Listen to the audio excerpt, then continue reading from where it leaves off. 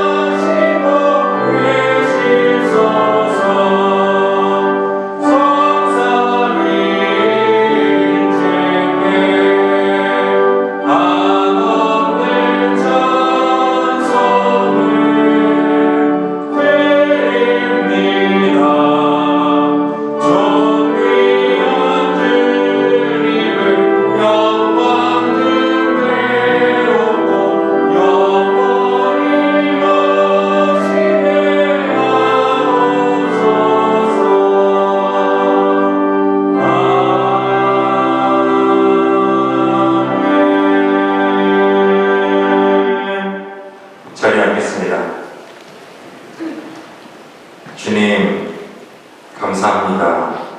하나님께 예배할 수 있는 마음과 하나님께 예배할 수 있는 이 시간을 허락하신 주님, 참 감사합니다. 이 시간 우리가 주님께 나와 우리의 모든 무거운 짐을 내려놓고 주님께 나아갈 수 있도록 주님 도와주옵소서. 그래서 이 시간 우리가 주님께 드리는 이 예배가 신령과 진정으로 주님께 드려지는 예배, 전심으로 주님을 사랑하는 예배가 될 수 있도록 주님께서 함께하여 주옵소서. 믿사오며 우리 구주 예수 그리스도의 이름으로 기도하였습니다. 아멘. 할렐루야. 우리 시간에 찬양할 때 내 모든 시험 무거운 짐을 주님 앞에 아뢰며 함께 고백합니다.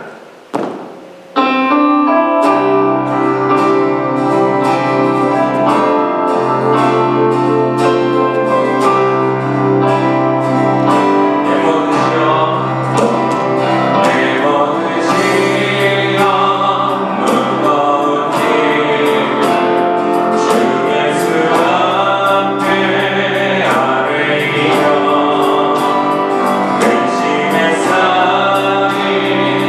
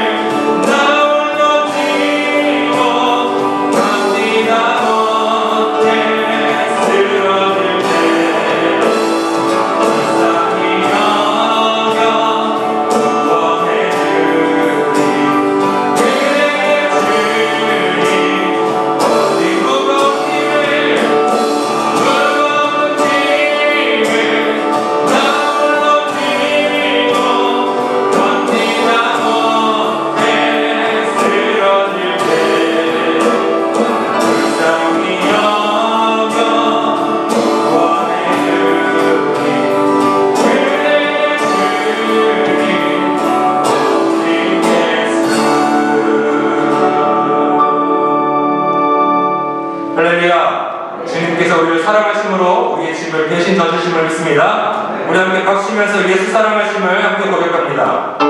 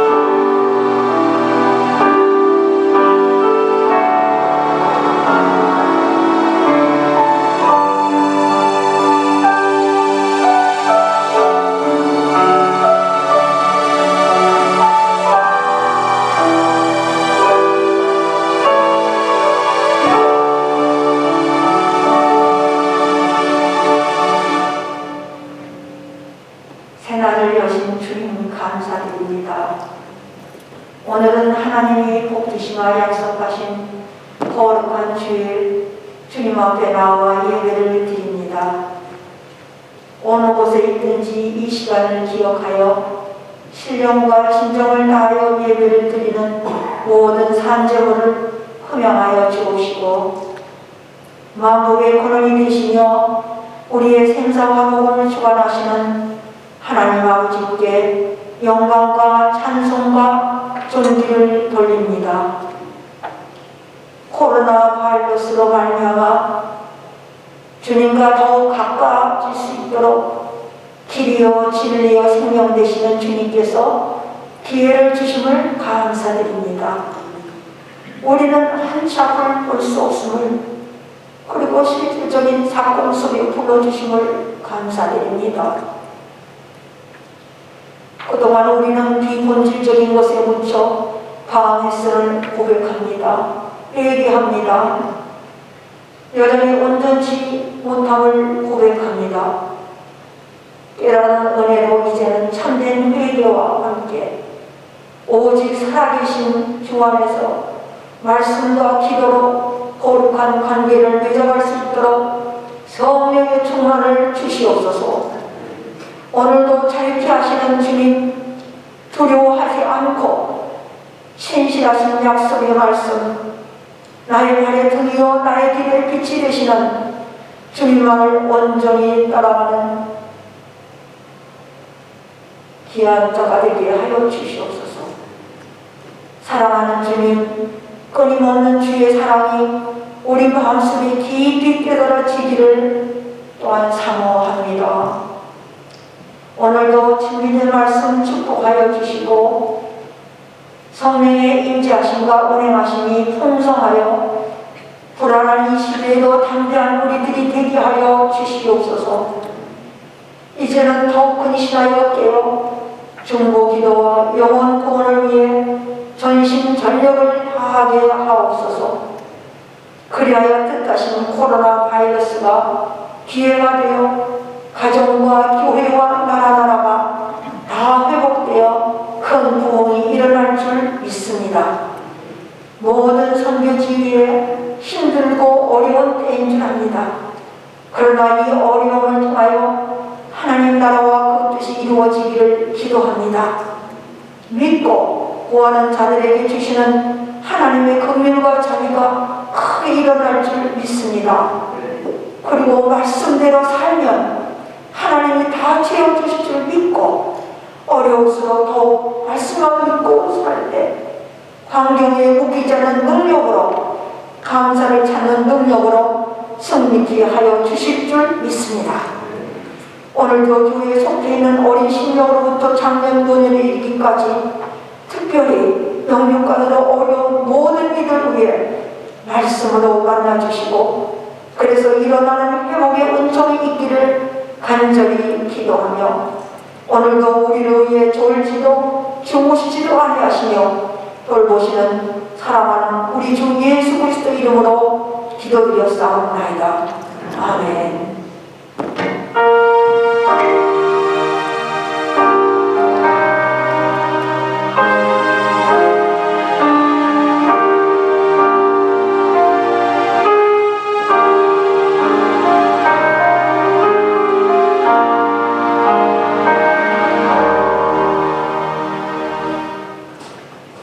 사도신경으로 신앙 고백하겠습니다. 전능하사 천지를 만드신 하나님 아버지를 내가 믿사오며 그 외아들 우리 주 예수 그리스도를 믿사오니 이는 성령으로 잉태하사 동정녀 마리아에게 나시고 본디오 빌라도에게 고난을 받으사 십자가에 못 박혀 죽으시고 장사한 지 사흘 만에 죽은 자 가운데서 다시 살아나시며 하늘에 오르사 전능하신 하나님 우편에 앉아 계시다가 저리로서 산자와 죽은 자를 심판하러 오시리라. 성령을 믿사오며 거룩한 공예와 성도가 서로 교통하는 것과 죄를 사하여 주시는 것과 몸이 다시 사는 것과 영원히 사는 것을 믿사옵나이다. 아멘. 이 시간 교회 소식을 알려드리도록 하겠습니다. 먼저 교회에 새로 오신 분이 계십니다. 박분자 집사님, 잠깐 자리에서 일어나 주시고요. 네, 반갑습니다. 환영합니다. 저희 교회 한 10년 전에 같이 신앙생활 하셨었는데 지금 다시 또 돌아오셔서 함께 신앙생활을 하게 돼서 너무 기분이 좋습니다. 만나시면 인사 나누시길 바랍니다. 계속해서 교회 소식을 알려드리도록 하겠습니다. 주일 현장 예배 안내를 드리도록 하겠습니다. 주일 예배에 참여하시기를 원하시는 분들께서는 매주 월요일에 참석 신청을 해주시기를 부탁을 드리고요. 예배 참여 가능 인원은 60명이고 신청한 성도들만 가능합니다. 신청은 이정민 전사님께 해주시기를 부탁을 드립니다. 주일학교는 기존과 같이 온라인 예배로 드리고요. 뉴스는 오전 9시 30분에 EM과 함께 예배를 드리고 오전 11시 30분에 라이프 센터 2층에서 모임을 합니다. 예배에 오시는 분들께서는 주차장에서부터 마스크를 착용하시고요. 사회적 거리두기를 실천해 주시기를 부탁을 드립니다. 주보는 종이로 인쇄하지 않고 이전과 같이 선교 회장님들을 통해서 배포를 하도록 하겠습니다. 헌금은 입장하실 때 헌금함에 넣어주시기를 부탁을 드립니다. 예배가 끝난 후에 모두 자리에 앉아주시고요. 안내에 따라서 퇴장을 해주시면 되겠습니다. 주일 온라인 예배를 안내해 드리도록 하겠습니다. 유튜브에서 AKMC 2013으로 검색을 하시면 실시간으로 예배를 드리실 수가 있습니다. 예배 15분 전에 선교회장들을 통해서 유튜브 링크를 보내드리고 있습니다. 예배가 끝난 후에 녹화된 예배 영상이 교회 홈페이지와 유튜브에 올라갑니다. 나중에라도 예배를 드리시면 좋겠습니다.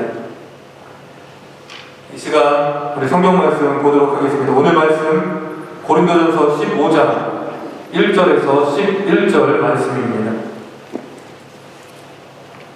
고린도전서 15장 1절에서 11절 말씀입니다.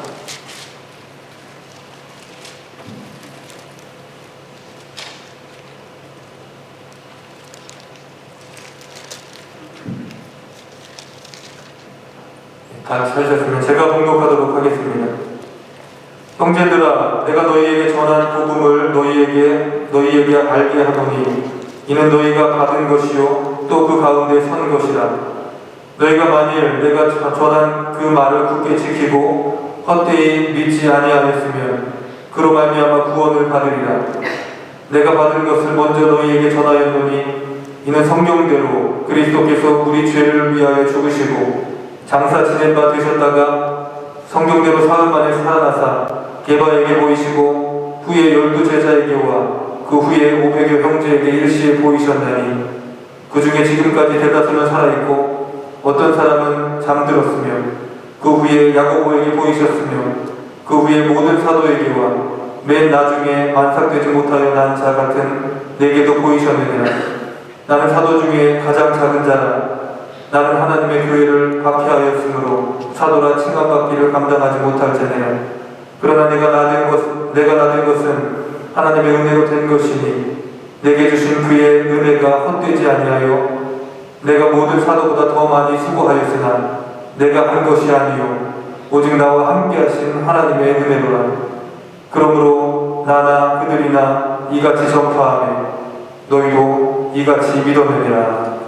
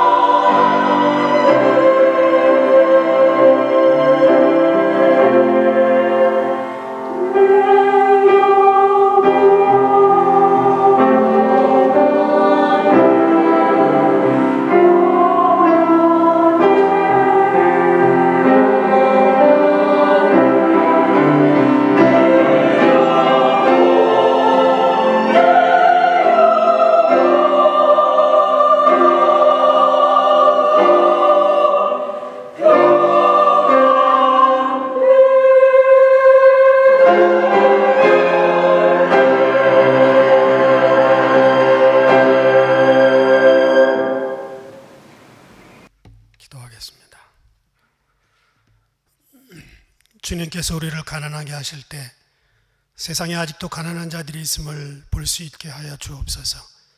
주님께서 우리를 부요하게 하실 때 우리는 받을 자격이 없지만 주님의 은혜로 누리는 것임을 감사하게 하옵소서. 그리하여 있어도 감사하고 없어도 감사하고 누려도 감사하며 누리지 못해도 감사하는 전천후의 신앙을 허락하여 주옵소서. 오늘까지 생명을 주신 은혜와 삶의 은총에 감사하여 드린 기쁨의 예물을 받아 주옵소서. 어거스타 교회와 성도들의 가정을 축복하시고 물질 때문에 고통당하는 가정이 없도록 채우시고 약속대로 이루어 주옵소서.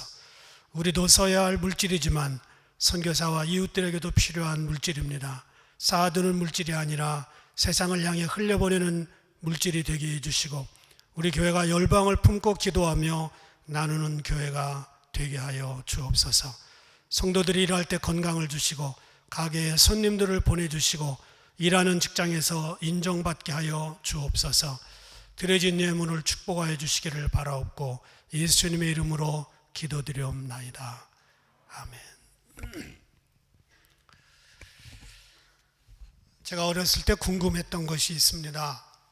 어른들이 하는 얘기를 들으면 그 사람 나이가 40쯤 되어 보인다, 50쯤 되어 보인다, 또는 더 축소해서 52쯤 되어 보인다, 거의 비슷하게 이렇게 맞추는 걸 보면서 도대체 나이를 어떻게 알까? 얼굴 어디를 보면 나이가 쓰여 있을까? 궁금했습니다. 그런데 얼마 안 가서 제가 사람을 보면 나이가 얼마쯤 되어 보인다 하는 것을 자연스럽게 알게 됐습니다. 어렸을 때 또 하나 궁금한 게 있었습니다. 사람들을 보고 내성적이다, 외향적이다 이런 얘기를 하면서 성격을 구분합니다, 어른들이. 그래서 어떻게 보면 성격이 내성적이고 어떻게 보면 외향적인 것을 어떻게 할까? 어린 나이에 궁금했습니다. 그런데 얼마 지나고 나니까 그것도 보이기 시작했습니다. 나이가 들면서 다른 사람이 보입니다. 다른 사람의 나이가 짐작이 되고요, 성격이 대강 짐작이 됩니다. 다른 사람의 문제까지 보입니다. 이런 것은 누구에게나 있는 어른이 되는 자연스러운 현상 중에 하나입니다. 공부하지 않아도 때가 되면 알게 됩니다. 문제는 다른 사람을 알게 되는 눈은 얼마 되지 않아 자연스럽게 뜨여지지만 나 자신을 보는 눈은 천차만별입니다. 어떤 사람은 나이 10살에 자신이 누구인지 알게 되는가 하면 어떤 사람은 나이 60, 70이 지나도 자기가 누군지 모르고 살아가요. 어떤 분은 죽는 순간까지 진정한 자신의 정체성을 만나지 못한 채 먹고 마시고 즐기다가 인생을 끝납니다. 그래서 철학의 영원한 주제인 소크라테스의 명언을 우리가 기억할 필요가 있습니다. 너 자신을 알라. 꼬마 감자가 엄마 감자에게 물었습니다. 엄마, 나 감자 맞아? 그러자 엄마 감자가 당연하다는 시 요즘 유행하는 말로 대답했습니다. 당근이지. 당근이지. 그 길로 감자가 가출했습니다. 엄마 감자가 자기를 보고 당근이라고 그랬으니 집에 있을 이유가 없지요. 정체성에 혼란을 느꼈습니다. 가출을 했다가 얼마 후에 배고파서 돌아왔는데 꼬마 감자가 할머니에게 물어봅니다. 할머니, 나 감자 맞아? 그러자 경상도 출신 할머니 감자가 대답했습니다. 오야, 오냐? 그 길로 꼬마 감자는 또다시 집을 나갔습니다. 자기 정체성, 젊은이들이 하는 조크입니다. 헬라 철학의 대가 탈레스에게 이 세상에서 가장 어려운 일이 무엇입니까? 하고 물어보자 탈레스는 자신을 아는 일이다, 그렇게 대답합니다. 그러면 가장 쉬운 일이 무엇입니까? 물어보자 남 얘기하는 거다. 여러분, 자기가 누구인지를 아는 것이 중요한 인생의 숙제입니다. 사실 깊이 우리를 돌아보면 다 보잘것없는 인생들이고 부족한 죄인들인데 티격태격 50보 100보밖에 안 되는데 많이 싸웁니다. 오늘 본문에서 바울은 자신을 이렇게 고백했습니다. 좀 지나칠 정도로 고백합니다. 8절, 만삭되지 못하여 난자 같은 나. 9절, 사도 중에 가장 작은 자. 만삭되어 나오지 못했다는 말은 한국식으로 말하면 덜 떨어진 인간, 그런 뜻입니다. 8달 반 만에 나왔다 그래서 별명을 8.15라고 해방동이라고 그렇게 얘기하잖아요. 8달 반 만에 나온 거요. 한 달 반은 인큐베이터에 들어갔다 나와야 됩니다. 바울은 자기 자신을 뭐라고 고백하냐면 덜 떨어진 인간, 이렇게 말합니다. 어떻게 보면 지나친 게 아닌가, 바울은 자신을 너무 비하하고 자학하는 것은 아닌가, 그런 생각이 듭니다. 실제로 바울의 이름이 원래는 사울이었습니다. 사울은 여호와께 구했다, 그런 뜻이고요.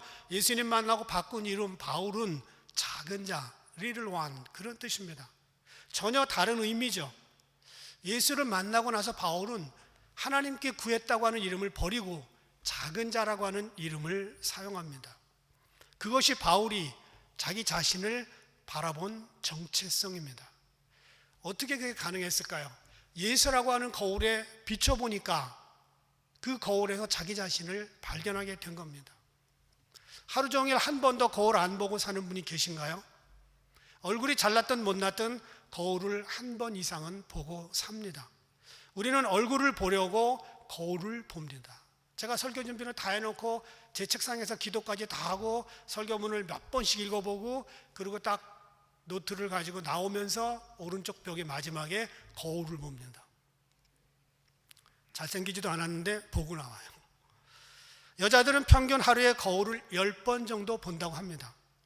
게다가 대부분은 조그만 손거울을 가방에 가지고 다니면서 자신의 얼굴을 수시로 봅니다. 음식점에서 밥 먹자마자 여자들은요, 이거 메이크업을 다시 고칩니다. 자신의 얼굴을 자주 보면서 화장을 고치고 예쁜 얼굴을 갖고 싶은 것은 본능이지요. 거울을 통해서 자신을 보는 것은 인류의 역사와 함께 오랫동안 존재해왔던 관습입니다. 제가 어렸을 때요, 거울이라는 말이 아니고 색경이라는 말을 썼어요. 기억나세요? 색경. 몇 년 전에 전 세계에 걸출한 무용수들을 길러냈던 전설의 무용수 선생님이라고 부르는 러시아의 미하일 바르시니코프가 있었습니다. 여러분, 이분을 대강 다 알 거예요. 영화에 많이 나왔잖아요. 한국에 방문했을 때 기자들이 물었습니다. 어떻게 그렇게 세계적인 무용수들을 길러낼 수 있었습니까? 그러자 반대로 미하일 바르시니코프가 기자들에게 물어봅니다. 전 세계의 모든 걸출한 무용수들을 길러낸 진짜 세계의 위대한 스승이 누구인지 아십니까? 그러자 기자들이 의아해하면서 모르겠다고 그랬더니 미하일 바르시니코프가 조용하고 단호하게 이렇게 대답합니다. 바로 거울입니다. 생각해 보십시오. 예술이라는 결코 쉽지 않은 긴 여정에서 꾸준히 성장하고 최선의 내가 되기 위해 지금의 잘못된 나를 나무라고 가르쳐줄 단 하나의 나의 존재, 바로 나를 지켜보는 나입니다. 거친 호흡, 무절제한 모습, 아무렇지도 않게 여기는 나의 뒤틀린 자세를 거울에 비춰보듯 냉철하게 자신의 모습을 직시하는 연습이 필요합니다. 우리는 결코 어느 누군가에게 귀 기울이지 않습니다. 인생은 결국 자기 자신만이 유일한 관객인 연극이기에 거울에 비춰진 자신의 모습을 정직하게 보는 자만이 진정한 무용수가 될 수 있는 것입니다. 얼마나 정확한 통찰입니까? 여러분, 발레 교습소에 가보면은요, 양쪽 거울이 큰 대형 거울들이 붙어 있습니다. 전신이 다 나올 수 있는. 자신이 누구인지 알 수 있는 또 다른 방법은, 거울을 보는 거 말고 또 다른 방법은 내 얼굴을 본 다른 사람의 반응을 확인하는 겁니다. 가끔 저에게 안색이 안 좋다든지 얼굴에 뭐가 묻었다든지 하는 말들을 보면 내 얼굴을 본 사람이 얘기해 주는 거예요. 어떤 때는 안색이 좋은 것 같은데도 안 좋다고 그러면 왜 그렇지? 하고 내가 다시 나를 돌아봐요. 어떤 때는 내가 컨디션이 별로 안 좋은데 샤워라도 하고 나오면 얼굴이 좋아 보인다고, 몸은 안 좋은 상태였는데, 그러면 얼굴만 보고 얘기하는 거예요. 탈무드에 보니까 굴뚝청소라는 두 사람의 유명한 이야기가 나옵니다. 두 사람이 굴뚝청소를 하러 올라갔는데 한 사람은 얼굴이 검게 되어 내려왔고 한 사람은 얼굴이 흰 상태로 내려왔습니다. 두 사람 중에 누가 과연 세수를 할 것인가? 얼굴이 흰 사람이 세수를 한다는 겁니다. 왜냐하면 거울이 없던 시절에 검은 사람은 흰 사람을 보고 나도 검겠거니 하고 세수를 안 하지만, 흰 사람은 검은 사람을 보고 나도 검겠거니 하고 세수를 한다는 겁니다. 상대방을 통해 자신을 바라보라는 유대인들의 교훈입니다. 비슷한 방법이 영적인 상황에서 우리에게 적용될 수가 있습니다. 바울이 자신을 돌아보고 만삭되지 못했던 덜 떨어진 인간이라더니 또는 사도 중에 가장 작다느니 하는 그런 말들은 바울이 자신을 거울로 바라봤다는 말이에요. 초대교회 사도 바울을, 적어도 사도 바울을 아는 사람이라면 당신은 작은 사람이다, 사울이다, 바울이다 이렇게 얘기할 수 없어요. 적어도 그 사람의 백그라운드를 아는 사람이라면 사도 바울에게 덜 떨어진 인간이라고 할 사람이 없습니다. 배울 만큼 배웠어요. 가말리엘 문화에서. 감은 좋았습니다. 기적, 죽은 사람까지 살렸습니다. 거기에다가 로마 시민권을 가졌습니다. 12제자 가운데 로마 시민권을 가진 사람은 단 한 사람도 없을 때였습니다. 그럼에도 불구하고 자신이 이렇게 작은 자, 낮은 사람, 덜 떨어진 인간, 사도 중에 가장 작은 자, 왜 그랬을까요? 거울로 자기를 봤다는 말이에요. 바울이 자신을 바라본 거울은 누구였을까요? 예수님입니다. 그 당시 성경이 집대성하지 않았던 때였습니다. 그랬기 때문에 그는 예수님이라고 하는 거울에 나를 비춰보니까 나는 작은 자구나. 예수님을 보면서 그 앞에서 한없이 작아진 자신을 발견한 것이고 초라한 정체성을 본 겁니다. 대중가요 가사처럼 그대 앞에만 서면 나는 왜 작아지는가? 말 그대로였습니다. 이것은 얼마나 귀중한 자신의 발견인지 모릅니다. 베드로도 어느 날 예수님과 대화하면서 예수님이 자기의 모든 걸 알고 있는 걸 보고 나를 떠나서서 나는 죄인으로서이다, 그렇게 고백합니다. 바울이나 베드로 하나같이 자존심 강한 사람들이었습니다. 자신들이 대단한 줄 알고 살았던 사람들입니다. 그런데 예수를 만나고 나니 자신들은 죄인이라고 하는 영적 현주소, 영적 정체성을 알게 된 겁니다. 심지어 바울은 디모데전서 1장 15절에서 뭐라고 고백했냐? 나는 죄인 중에 괴수다 그랬습니다. 우리가 괴수라는 말을 한국 사람들은 많이 들었어요. 누구를 괴수라고 얘기했냐면 김일성 괴수, 이거 수도 없이 듣고 자랐어요. 바울은 디모데를 아들로 생각했는데 디모데에게 보낸 편지에서 나는 괴수다, 죄인 중에 내가 괴수다. 여러분, 바울은 디모데를 아들로 생각했던 사람입니다. 근데 아들로 생각한 그 디모데에게 이 애비는 가장 나쁜 사람 중에 대표적으로 나쁜 사람이야, 이렇게 말했다는 게 여러분 어떤 느낌이십니까? 도둑도요, 자기 아들에게는 내가 도둑이라고 얘기하지 않는 게 정상입니다. 자기 직업을 뭐라 그러면 그저 밤에 근무하지, 이 정도를 고백하겠지, 자기 아들한테 나 도둑이다 그러지 않을 거라고요. 바울이 디모데에게 편지를 쓰면서 자기 자신을 이렇게까지 낮출 필요가 있었을까? 저는요, 가끔 우리 아들 둘이 저한테 물어봐요. 아빠는 어떤 사람이었냐? 자기네들은 지금 현실만 보고 있거든요. 내가 30살 때 결혼했으니까 30 이전에 나를 모르는 거예요. 그러니까 내가 대강 이야기를 합니다. 우리 할아버지는 어떻고 우리 아버지는 어떻고, 그러면서 좋은 얘기 하려고 그러지 나쁜 얘기 안 해요.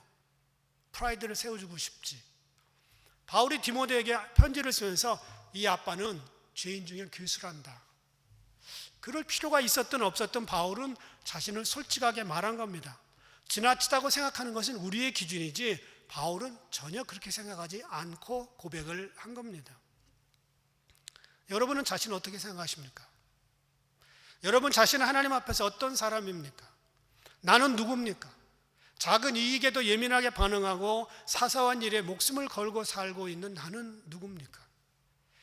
예수님을 믿으면서도 조금만 자존심 상해도 핏대를 세우는 우리들은 누굽니까? 나이를 먹을 만큼 먹었는데도 조금이라도 무시당하면 잠을 이루지 못하고 분노하는 나는 누굽니까? 다른 사람을 보는 눈은 일찍 떴는데 나 자신을 보는 눈은 왜 이리도 늦게 떠지는 겁니까?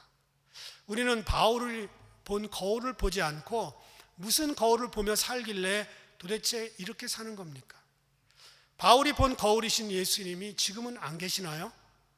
오히려 우리는 바울이 가지지 못한 성경 66권을 손에 쥐고 있습니다. 우리는 더 잘 볼 수 있는데 바울이 누리지 못한 기독교 2000년 문화가 2000년 동안 쌓여서 우리가 알고 있는데 왜 우리는 더 많이 실수합니까? 하나님 앞에서 나는 누굽니까?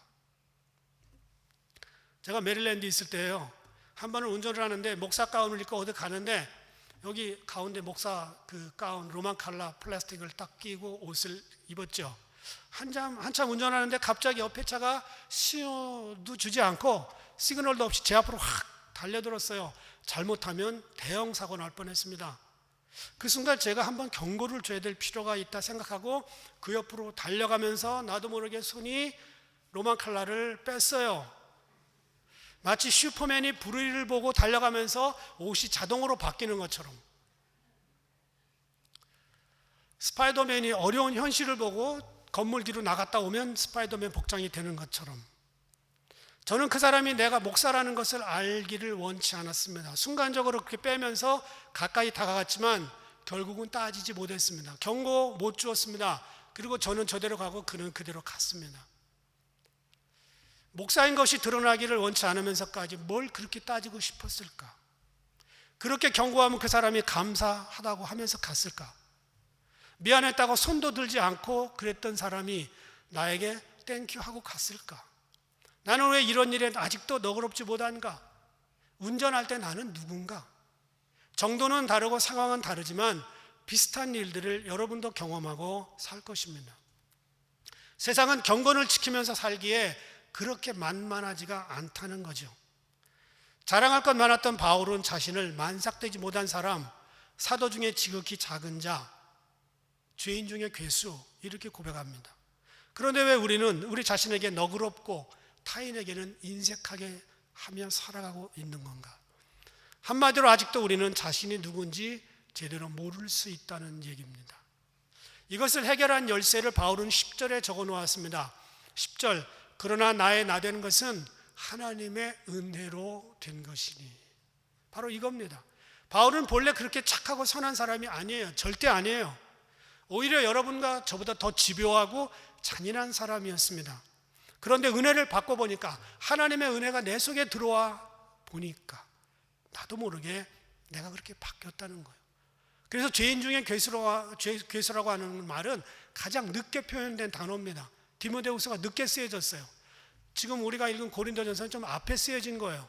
그래서 내가 사도 중에 작은 자다, 나는 만삭되지 못했다, 이 정도로 표현했다가 나중에 디모데가 편지를 받을 때쯤 되면 바울이 죽을 때가 다 돼서 한 고백입니다. 죄인 중에 괴수다.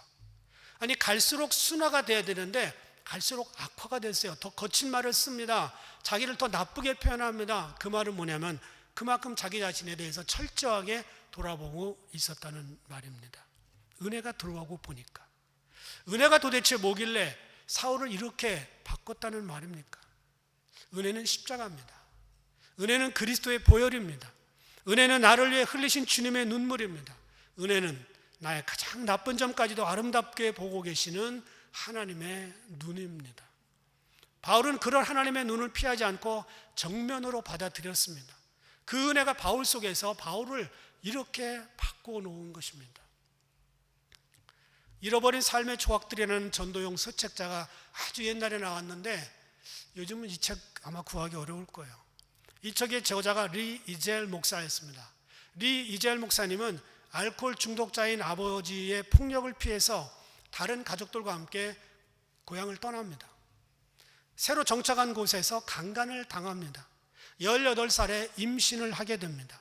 그때 그녀가 이렇게 부르짖었습니다. 왜 이런 비극이 나한테 일어나는 겁니까? Why me? 그랬더니 하나님이 대답해요. Why not you? 왜 너가 아니어야 되니? 제가 이런 일을 당할 때 하나님은 어디에 계셨나요? 제가 그동안 고생하며 살아온 것만으로 뭐가 부족해서 내가 이런 일을 당하고 애까지 벼야 됩니까? 내가 예수 믿는 게 뭐가 다릅니까? 그래서 성폭행 당하고 임신한 리 이젤은 신앙 양심상 낙태는 할 수 없었습니다. 딸을 낳았어요. 입양센터에 보내서 멀리 보내버렸습니다. 그리고 자기는 과거를 잊고 신학을 공부해서 목사가 되었습니다. 26년이 지난 어느 날 어떤 경로를 통해서 생모의 소재를 파악한 딸이 전화를 합니다. 딸은 자신이 성폭행당한 불행한 아이로 태어난 것을 양부모로부터 전해 들었다고 말했습니다. 그러면서 엄마에게 이렇게 얘기합니다. 훌륭한 양부모를 만났습니다. 대학을 졸업하고 좋은 남자를 만나 결혼해서 딸도 낳았습니다. 딸의 소식을 들은 리 이젤은 26년 전 자신을 성폭행한 남자가 생각났습니다. 잊고 싶었던 과거가 떠올라졌습니다. 그때 딸이 울면서 이렇게 말합니다. 어머니, 그 어려운 상황에서도 낙태시키지 않은 걸 감사드립니다. 내가 믿는 예수를 어머니도 꼭 영접해서 믿으시라고 전화를 드렸습니다. 딸은 지금 자기의 생어머니가 피지컬 마더리 목사인 걸 몰라요. 그리고 예수를 소개합니다. 어머니 낳아주셔서 감사하고 내가 그동안 너무 은혜를 받아서 어머니에게 전화 드립니다. 리 이젤 목사의 마음속에 잃어버린 삶의 조각들이 맞추어집니다. 나는 너무너무 고통스러웠는데, 내 딸도 고통스러운 인생을 타고 태어났는데, 그런데 나를 은혜로 덮어주고 내 딸을 은혜로 덮어주신 그 하나님의 은혜는 얼마나 감사한가. 고통 가운데 이 책을 쓴 겁니다. 애니 존슨 플린트라고 하는 분이 쓴 시가 있습니다. 그분은 더 많은 것을 주신다. 짐이 더 커질 때 더 많은 은혜를 주시고, 수고를 더 많이 해야 할 때 더 많은 힘을 주시며, 고통이 더해지면 그분의 자비를 더하시고, 시험이 배가 되면 평안도 배로 주시네. 인내의 창고가 다 비워지고 하루의 반나절도 지나기 전 우리 힘이 다하고 우리 자원의 창고의 끝이 보일 때 오직 우리 아버지의 채워주심이 시작된다네. 그분의 사랑은 끝이 없고 그분의 은혜 측량할 길 없으며 그분의 힘의 한계를 인간으로서는 알 수 없고, 예수 안에서 그분의 무한한 풍성하심을 통해 그분은 주시고 주시며 또 주시네. 이게 은혜입니다. 이것이 계속해서 지금도 죄인들을 향하여 쏟아붓고 있는 하나님의 은혜입니다. 바울은 자신을 은혜의 거울로 바라보았던 눈이 있었습니다. 나처럼 예수 믿는 사람을, 핍박한 사람을 사도로 불러서 죽은 자까지 살리는 이 역사를 일으키신 그 하나님의 은혜, 나는 감당할 수가 없습니다. 나는 죄인 중에 괴수입니다. 벌써 가을입니다. 오늘 아침 보니까 68도로 떨어졌어요. 불과 2주 전, 3주 전에 30도 이상 더 올랐었어요. 98도. 이제 만물은 자신을 정리하고 나무들은 겨울을 나기 위해 몸에 불필요한 잎사귀들을 떨어내고 간편한 모드로 들어갑니다. 이제 곧 찬바람이 불고 앙상한 가지가 남게 되면 어쩌면 그 모습이 진정한 나무의 본체일 겁니다. 저는 벌거벗은 겨울나무를 볼 때마다 너무 기분이 괜찮아요. 어쩌면 이것이 나무의 솔직한 모습이었구나, 그렇게 느낍니다. 우리도 하나님 앞에서 잎사귀들을 다 떨고 보자고요. 세상 내가 가지고 있는 직업, 학력, 재산, 이력서 모든 걸 다 떨어버리고 앙상한 가지로 남으면 우리 자신들의 진 면목과 마주치게 됩니다. 그 모습을 보고 성경은 우리에게 뭐라고 얘기하냐면 너는 죄인이다, 이렇게 말합니다. 저와 여러분은 오늘 다시 이 거울을 닦아내야 됩니다. 바쁘다고 기도할 시간 없다고, 예수님 만날 시간 없다고 핑계하지 말고 레귤러 체크업을 받아야 됩니다. 내가 누구인지 자주 돌아봐야 됩니다. 한 부자가 있었는데 밭에 소출이 많았습니다. 자기를 위하여 창고를 더 짓겠다고 작정을 합니다. 그 재산이 자기인 줄 알았어요. 그날 밤 하나님께서 그의 영혼을 도로 찾아가셨습니다. 우리는 미래를 알 수 없는 가운데 하루하루 삽니다. 매일매일 나 자신을 돌아보면서 살아야 됩니다. 우리가 가진 것이 내가 아니에요.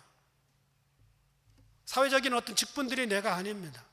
그래서 우리는 내 영혼의 거울에 예수님의 얼굴이 선명하게 나타나도록 닦아내야 됩니다. 그 거울에 비친 내 자신의 부끄러운 모습을 정직하게 대면해야 됩니다. 아무것도 감출 필요가 없습니다. 그럴 필요가 없어요. 그리고 그 모습을 보고 사는 나는 그런 사람이라고 예수님에게 솔직하게 이야기하면 됩니다. 그리고 예수님이 주시는 은혜가 아니면 도무지 내가 오늘의 현실을 만날 수 없었다고 솔직하게 말하면 됩니다. 그리고 그분의 은혜로 오늘도 내 마음을 채워달라고 고백해야 됩니다. 그러면 주님은 더 이상 우리를 죄인이라고 말하지 않고 너는 의인이다, 너는 내 친구다, 이렇게 말합니다. 서서히 낙엽이 지고 열매가 맺혀지는 이 가을에 나는 누구인지, 코람데오 하나님 앞에서 나는 얼마나 철없는 사람인지 바로 알고 바로 깨닫고 바로 살도록 애쓰는 것이 성도의 마땅한 본분이라고 여겨집니다. 돈이 있다가도 없는 거예요. 거기에 목숨 걸지 말아야 됩니다. 직분 다 사회적으로 은퇴하고 나니까요, 다 거기서 거기더라고요. 60, 70 넘으니까 왕년에 떠들썩했던 사람이나 왕년에 초라했던 사람이나 다 경로당에서 만나서 바둑 장기 두고 막걸리 한잔하고 그러고 끝나는 게 인생이더라고요. 세상 일에 너무 바쁘지 말아야 됩니다. 주님은 말하셔요. 고린도후서 6장 2절, 보라 지금은 은혜 받을 만한 때요, 보라 지금은 구원의 날이로다. 내일이면 늦을 수도 있습니다. 내가 지금 귀로 말씀을 충분히 들을 수 있는 오늘, 거울로 내 자신을 돌아보고 날마다 새롭게 부어주시는 그 은총으로 말미암아 나를 채운 다음, 거울 앞에서 보니까 내가 이렇게 초라하군요 하고 주님께 고백하고 그분의 은혜를 한없이 구할 수 있는 저와 여러분들 되기를 주의 이름으로 부탁을 드립니다. 기도하겠습니다. 고마우신 하나님, 나는 누구인지 이 가을에 다시 돌아보게 해주시고 나무는 잎사귀를 떨구고 열매를 내는 이때에 나는 어떤 영적인 열매를 주님께 드릴지 다시 돌아보게 하여 주옵소서. 철학가들은 묻습니다. 나는 누구인가? 그러나 그들도 진정한 대답을 갖지 못합니다. 그러나 우리는 압니다. 자신들이 죄인이라는 것을, 그리고 구원받은 의인이라는 것을 압니다. 지금도 한없이 주님의 은혜만 필요한 부족한 연약한 죄인 중에 괴수임을 고백합니다. 이 믿음으로 끝까지 달려가게 하시고 마지막 주님의 얼굴 앞에 서서 저희들의 연약함을 고백하며 영원한 천국에 들어갈 수 있는 저희들이 되게 하여 주옵소서. 예수님의 이름으로 기도합니다. 아멘. 우리 다 일어나서 찬양합니다.